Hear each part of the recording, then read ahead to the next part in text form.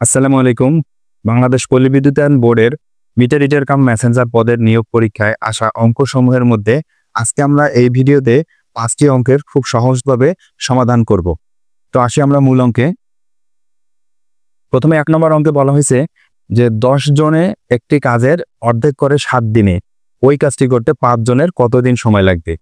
তো 10 জনে করছে হলো একটি কাজের অর্ধেক অর্থাৎ হলো হাফ, অর্থাৎ হাফ অংশ করছে হলো কয় দিনে? 7 দিনে। তাহলে 10 জন লোকে ওই কাজটার ফুল অংশ করতে পারবে কয় দিনে?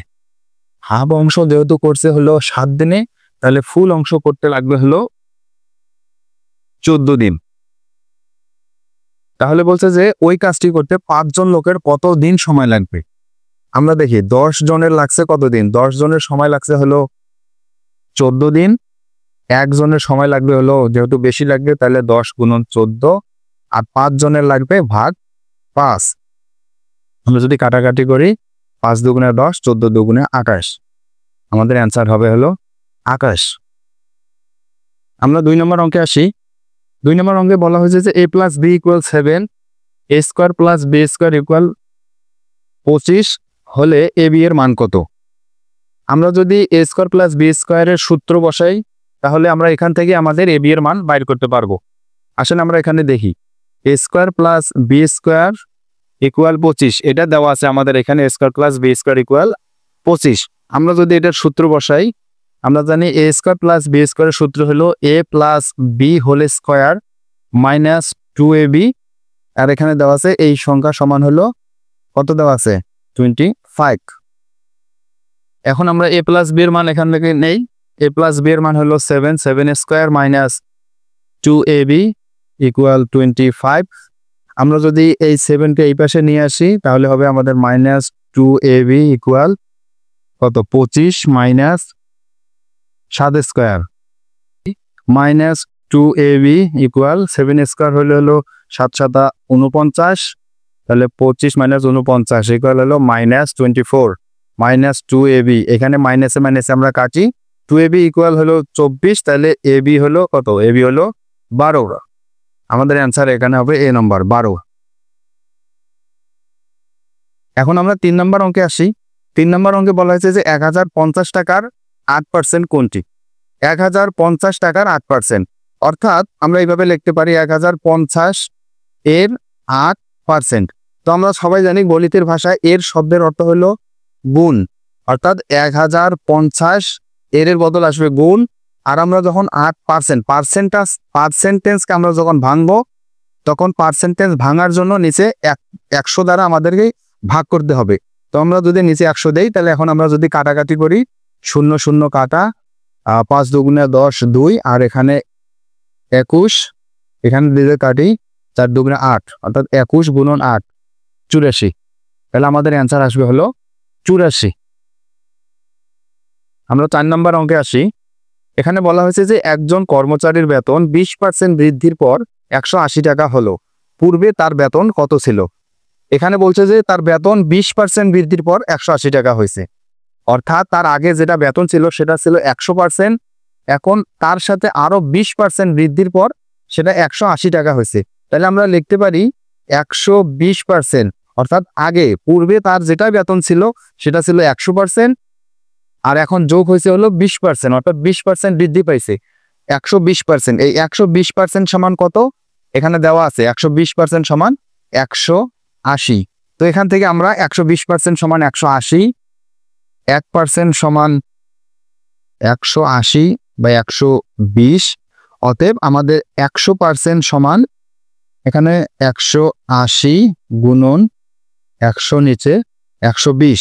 আমরা যদি কাটাকাটি করি 0 0 কাটা, 3 দিয়ে যদি কাটি 3 এ 4 এ 12, 3 6 18, 4 দিয়ে 100 কাটলে 25, অর্থাৎ 6 25 150। আমাদের অ্যান্সার আসবে 150। আমরা 5 নম্বর অঙ্কে আসি।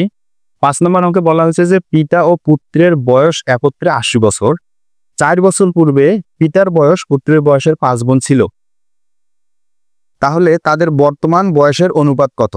তো আমাদের এখানে যে অপশনগুলো দেওয়া আছে সেগুলো অবশ্যই তাদের বর্তমান বয়সের অনুপাত। আমরা এই অঙ্কটা শুধুমাত্র শুদ্ধি পরীক্ষার মাধ্যমেই আমাদের অ্যান্সার বাইর করব। তো শুদ্ধি পরীক্ষা করার জন্য আমাদের এখানে প্রথম যে কন্ডিশনটা দেওয়া আছে এটা দিয়ে আগে চেক করব। এটা দিয়ে আমরা উত্তর না পাইলে আমরা দ্বিতীয় যে কন্ডিশনটা দেওয়া আছে সেটির মাধ্যমে আমরা আমাদের উত্তর খোঁজার চেষ্টা করব। তো প্রথম কন্ডিশনে বলা হচ্ছে যে পিতা ও পুত্রের বয়স একত্রে হবে 80 বছর। অর্থাৎ আমাদের এখানে যে অপশনগুলো দেওয়া আছে, ধরি এটা পিতার বয়স এবং এটা পুত্রের বয়স, বলছে যে এই দুইটার বয়সের যোগফল হবে আমাদের 80 বছর। তো আমরা যদি খেয়াল করি এখানে 64 আর 16 যদি আমরা যোগ করি এটাও 80 হয়, 56 24 এটাও আমাদের 80 হচ্ছে, 60 আর 20 যদি যোগ করি এটাও 80 হয়, এবং 68 12। অর্থাৎ আমরা প্রথম কন্ডিশন অনুযায়ী আমাদের সবগুলোই 80 হচ্ছে, তাহলে আমরা আমাদের প্রথম কন্ডিশনে আমাদের অ্যান্সারটা বাইর করতে পারবো না। আমরা আসি পরের কন্ডিশনে। পরের কন্ডিশনে বলা হয়েছে যে 4 বছর পূর্বে, অর্থাৎ এখানে যে বয়সটা দেওয়া আছে এই বয়সটা 4 বছর আগে পিতার বয়সটা হবে পুত্রের বয়সের 5 গুণ। অর্থাৎ আমাদের বর্তমানে যে বয়সের অনুপাতটা দেওয়া আছে এই বয়সটা থেকে যদি আমরা 4 বছর আগে যাই তাহলে এই দুইটার অনুপাত হবে 5 গুণ, অর্থাৎ পিতার বয়স 5 গুণ বেশি হবে। তো আমরা যদি 4 বছর আগে যাই তাহলে কি হবে, 16 - 4 যদি যাই, 4 বছর আগে যেতে চাই তাহলে আসছে আমাদের এখানে 12 বছর, আর এখান থেকে যদি আমরা 4 বছর মাইনাস করি তাহলে এখানে আসবে আমাদের 60 বছর। তো আমরা যদি খেয়াল করি অপশন এ তে, যে দেখেন 4 বছর আগে আমাদের পুত্রের বয়স অপেক্ষা পিতার বয়স কত গুণ হচ্ছে, 5 × 12 = 60, 5 গুণ বেশি হচ্ছে। তার মানে আমাদের অ্যান্সার হবে এ। তারপরে আমরা বি নাম্বার, সি নাম্বার এগুলো চেক করি। বি নাম্বারে দেখেন পুত্রের বয়স দেওয়া আছে 20। আমরা যদি 20 থেকে 4 বিয়োগ করি এখানে আসতেছে হলো 16, পিতার থেকে 4 বছর বিয়োগ করলে এখানে আসবে 56। আমরা দেখি এটা কি এটার 5 গুণ বেশি না, কারণ 16-র 5 গুণ হবে হলো 80। অর্থাৎ এখানে যদি 80 দেওয়া থাকতো তাহলে এটা 16-র 5 গুণ হতো, যেহেতু এটা 16-র 5 গুণ না তার মানে এটা আমাদের অ্যান্সার হবে না। ঠিক একইভাবে আমরা যদি এখানে খেয়াল করি 24 থেকে যদি আমরা 4 বিয়োগ দিই এখানে আসবে 20, 20-এর 5 গুণ কত, 20-এর 5 গুণ হলো 100, যেহেতু এখানে দেওয়া আছে 56 তার মানে এটা আমাদের অ্যান্সার হবে না। ডি নাম্বারে আসি, এখান থেকে যদি আমরা 4 বিয়োগ করি এখানে আসবে হলো 8, 8-এর 5 গুণ হলো কত, 5 × 8 = 40, অর্থাৎ এখানে থাকার কথা 40 কিন্তু আছে এখানে। আমরা যদি 68 থেকে 4 বিয়োগ দেই তাহলে আসবে হলো 64, এখানে আসে 64, অর্থাৎ এটাও ভুল। তাহলে আমাদের অ্যান্সার আসতেছে এ। ধন্যবাদ আমাদের সাথে থাকার জন্য। আমরা এর পরে নেক্সট ভিডিওতে 6 থেকে 10 পর্যন্ত অঙ্ক আলোচনা করব।